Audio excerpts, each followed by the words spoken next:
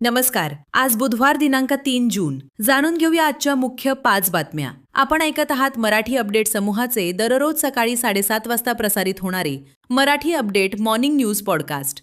नांदेड विधान परिषद निवडणुकीतील उमेदवारी अर्ज छाननीचा टप्पा काल पार पडला. या दरम्यान सर्व 8ही उमेदवारी अर्ज वैध ठरलेत. महाराष्ट्र प्रदेश काँग्रेस कमिटीचे प्रवक्ते तथा युवक काँग्रेस जिल्हाध्यक्ष बालाजी गाडे पाटील यांच्या नेतृत्वाखाली शेतकऱ्यांच्या विविध मागण्यांसाठी काल मुदखेड तहसील कार्यालयावर मोर्चा काढण्यात आला. खासदार रवींद्र चव्हाण, जिल्हाध्यक्ष विठ्ठल पावडे, तिरुपती कोंढेकर, भगवान मनूरकर आदीसह इतर मान्यवरही मोर्चात सहभागी झाले होते.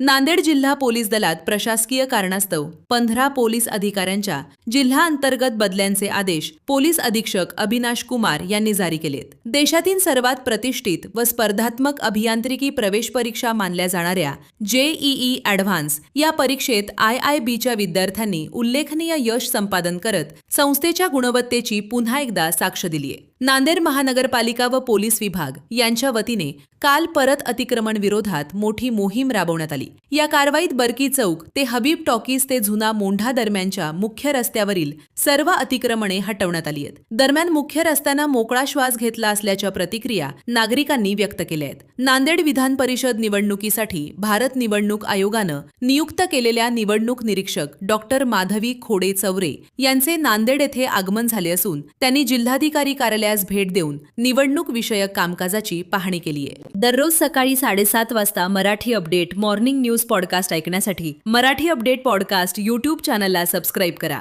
धन्यवाद.